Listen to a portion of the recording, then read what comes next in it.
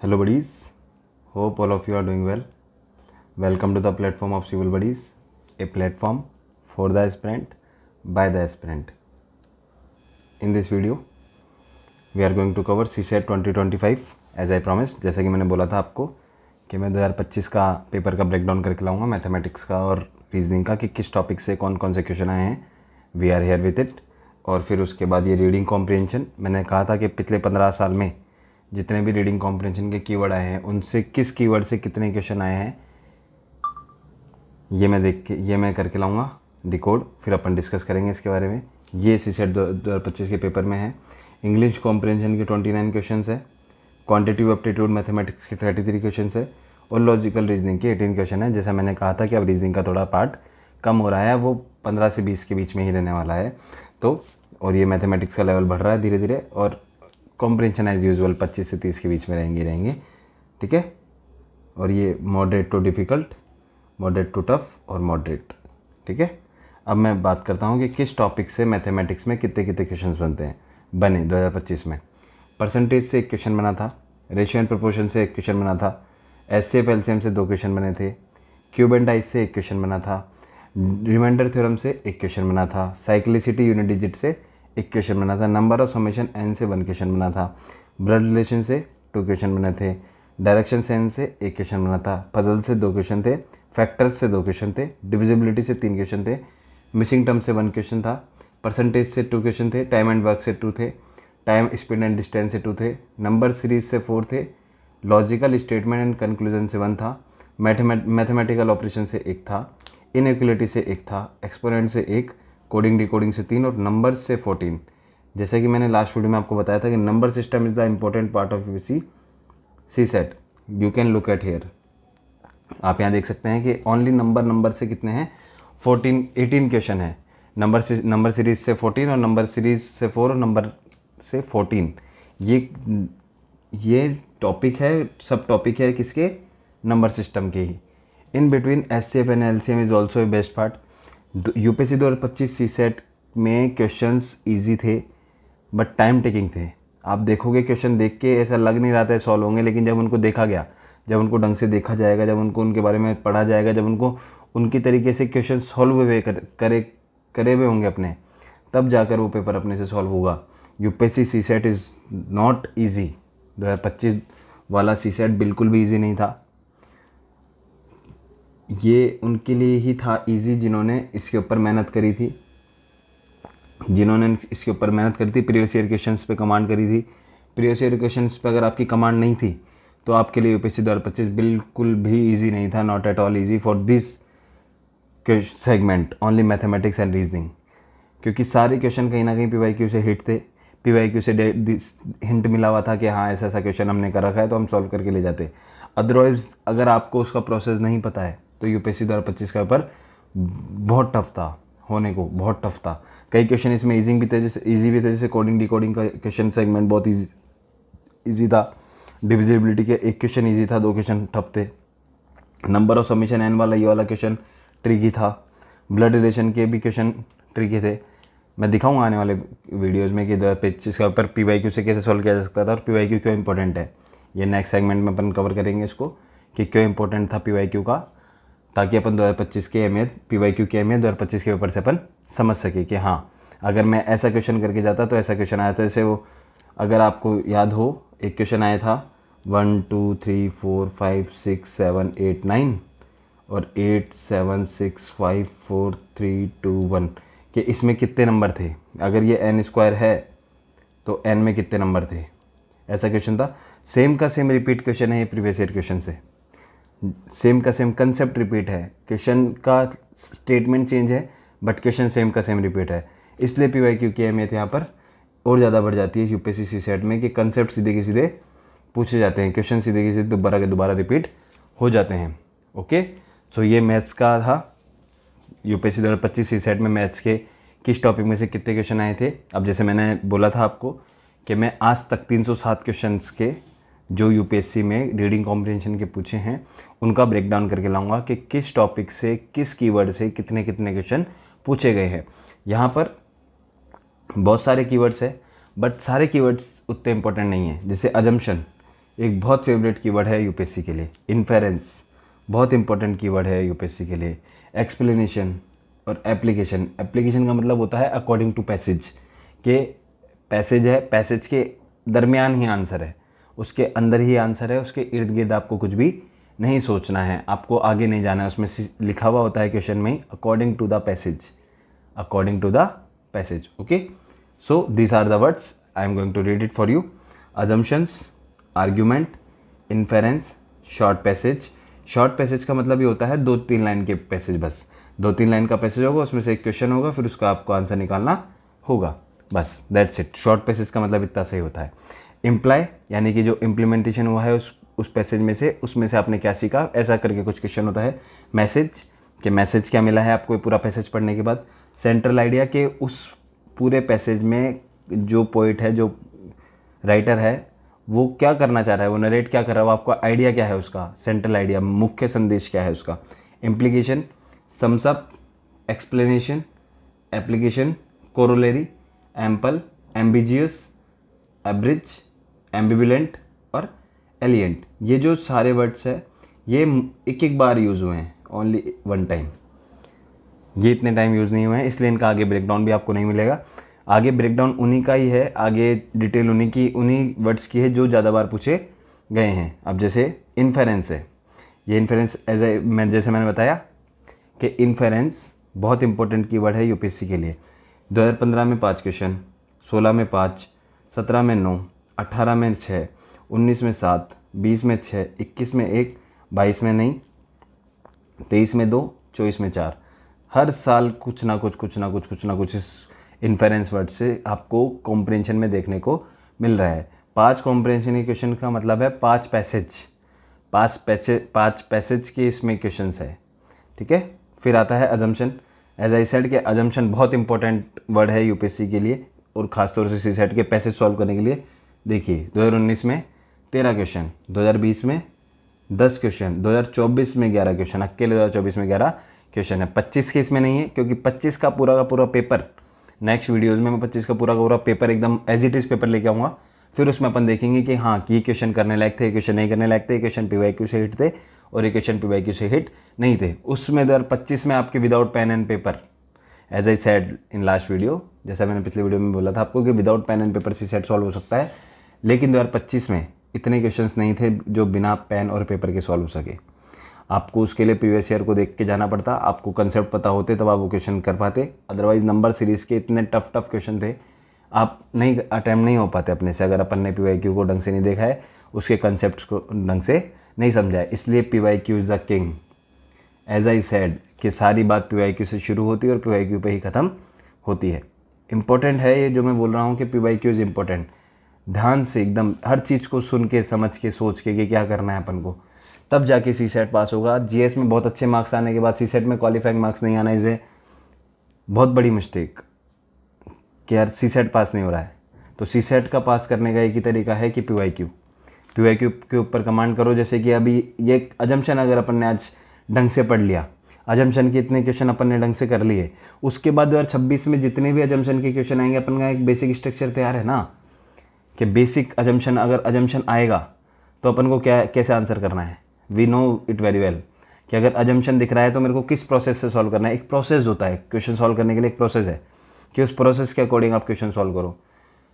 आप यहाँ से 307 क्वेश्चंस की प्रैक्टिस करके जाओ, इनको 307 क्वेश्चंस को 10-10 बार, 15-15 बार करके जाओ, और वहाँ जाकर पैसेज सॉल्व करो। आपको लगेगा ही नहीं कि आप कुछ नई चीज़ सॉल्व कर रहे हो। क्या होगा, वर्ड्स ही तो अलग होंगे, पैसेज के वर्ड्स ही अलग होंगे, आपका कंटेंट थोड़ी अलग होगा, आपका वो माइंड प्रोसेस, थॉट प्रोसेस थोड़ी चेंज होगा कि यार यहाँ क्या आ गया, ऐसा क्या आ गया। ऐसा कुछ नहीं आता। अजम्पशन का मतलब वही रहेगा, चाहे इस पैसेज में पढ़ लो चाहे नेक्स्ट पैसेज में पढ़ लेना, अजम्पशन का मतलब वही का वही रहेगा। अजम्पशन का मतलब होता है पूर्व धारणा।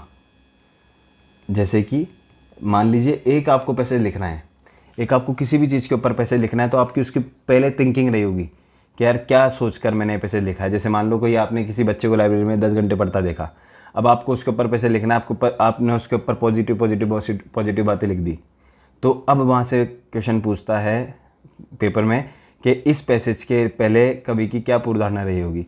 तो क्या अजम्पशन रहा होगा आपका कि यूजुअली लाइब्रेरी में 10 घंटे बैठने वाला बच्चा अच्छा पढ़ता है और अच्छा बच्चा होता है। ये आपकी पूर्व धारणा है। ऐसा कुछ ना कुछ लेखक सोच के लिखता है, उसके पास उस टॉपिक के पीछे पहले ज्ञान होता है, उस ज्ञान को वो रिफ्लेक्ट करता है उस पैसेज में, वही वो अपने से क्वेश्चन में पूछ लेता है कि इसके पास क्या ज्ञान था, क्या पूर्व धारणाएँ थी इस टॉपिक से रिलेटेड, वही अपन को आंसर करना होता है। अब ऐसे अगर अपन क्वेश्चन कर जाएंगे तो अपन अगले साल का सीसेट निकाल जाएंगे। सीसेट बहुत इजी है, स्मार्ट स्ट्रेटेजी चाहिए, स्मार्ट वेज चाहिए सीसेट को करने के लिए। वो बल्कि बुक्स नहीं चाहिए, वो नहीं चाहिए पैसेज सोल्व करने के लिए आप 5-5 6 क्लासेस ले गए।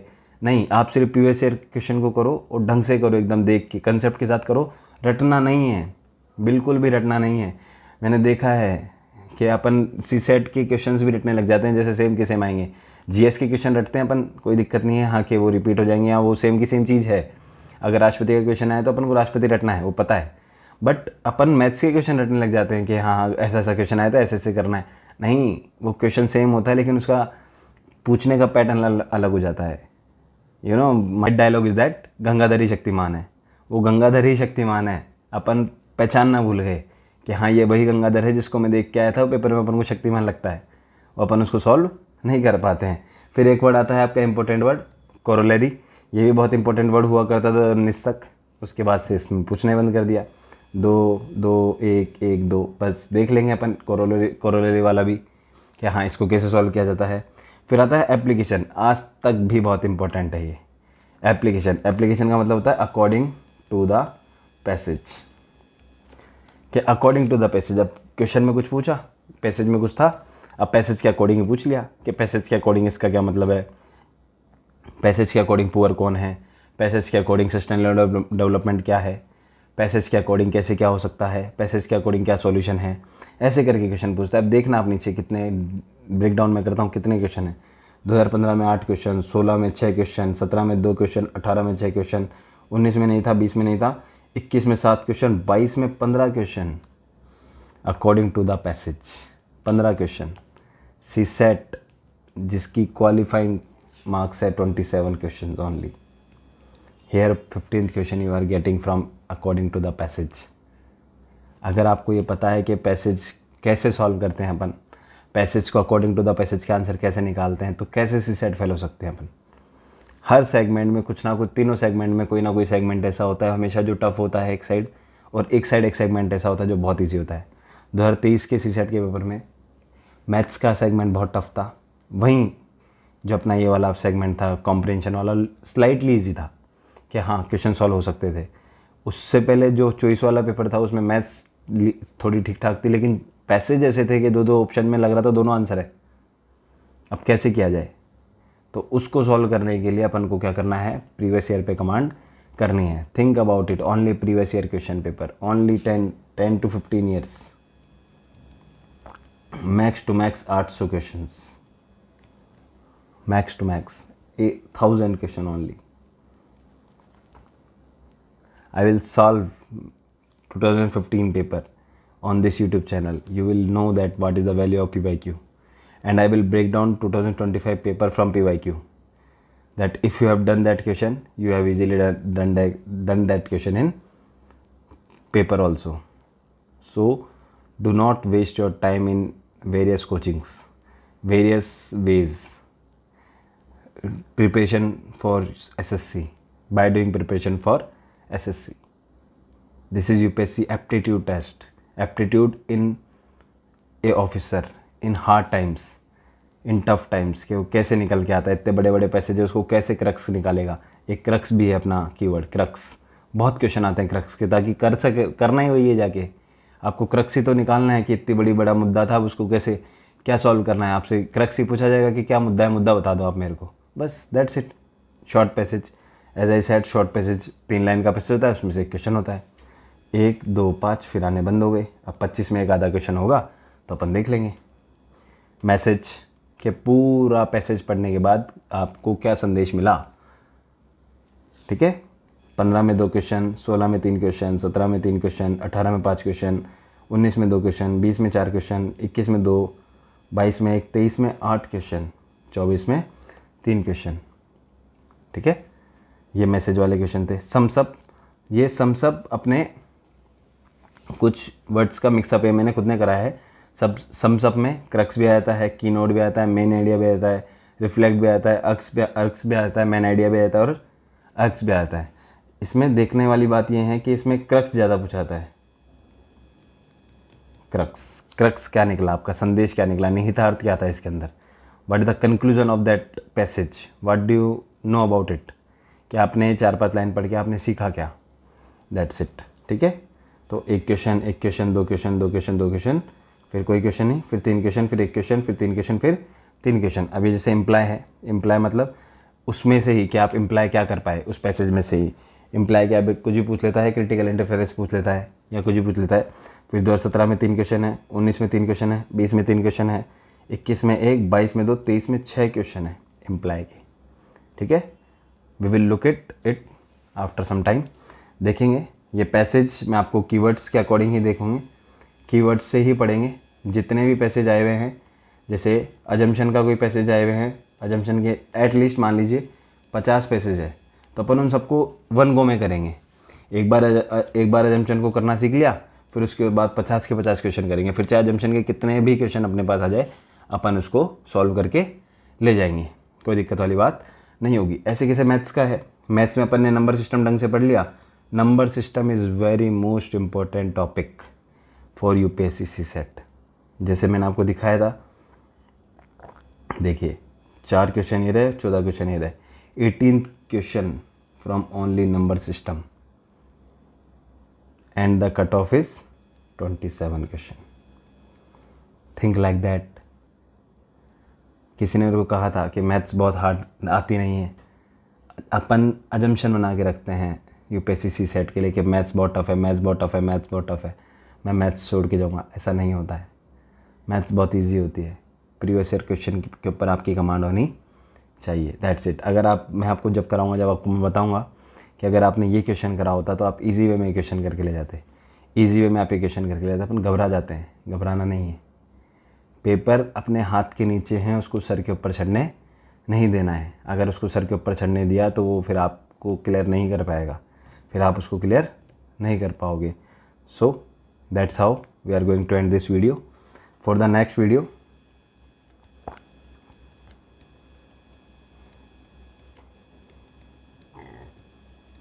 we are going to start a series for UPSC CSET 2015 question paper. We will have 4 videos in it. I will solve it in front of you manually. I will bring myself, topic wise topic question लाऊंगा, maths के एक साथ लाऊंगा, reasoning के एक साथ लाऊंगा, फिर उसके बाद कॉम्प्रिहेंशन के एक साथ लाऊंगा। ऐसे करके 4 पार्ट्स में अपना ये वाला वीडियो कवर होगा। तो 2015 क्वेश्चन पेपर सॉल्व करना सिखाऊंगा। उसके बाद मैं आपको 2025 का क्वेश्चन पेपर लाकर उसका प्रीवियस ईयर से लिंक समझाऊंगा कि प्रीवियस ईयर में अगर ये वाला क्वेश्चन देखा होता तो ये वाला हो जाता, ये वाला क्वेश्चन देखा तो ये वाला हो जाता। अब यहाँ तक आप समझने के बाद अब आप इस बात पे एग्री करोगे कि अगर 25 to 30 क्वेश्चन अगर पैसेज के आ रहे हैं तो सिर्फ शब्द ही तो चेंज है। अगर अपन ने पैसेज के PYQ जो 307 आए हुए हैं उनको ढंग से करा होता तो अपना पैसेज तो शॉर्ट था ना। 30 के 30 नहीं, 30 में से 15 तो निकल जाते, और मैंने तो सिर्फ 12 के लिए बोला था, 15 तो निकल जाते। 15 क्वेश्चन अगर यहाँ से निकल रहे हैं तो 12 क्वेश्चन तो अपन कहीं से भी निकाल लाएंगे, रीजनिंग के, मैथ्स से, कहीं से भी निकाल लाएंगे। 15 क्वेश्चन यहाँ से निकालना अपना मेन मोटिव है कि 50% हमारे को कहाँ से चाहिए, कॉम्प्रिहेंशन से चाहिए। कॉम्प्रिहेंशन को बहुत अच्छे से करना सीखेंगे, ठीक है। कॉम्प्रिहेंशन तो बेस्ड ही PYQ के ऊपर है। तो 4 वीडियो हो गया, 5वां वीडियो हो गया। ये एक सीसेट सीरीज चल रही है आपकी, 7 video CSAT series. Okay, look at it. This is your buddy signing off. Jai Hind, bye bye.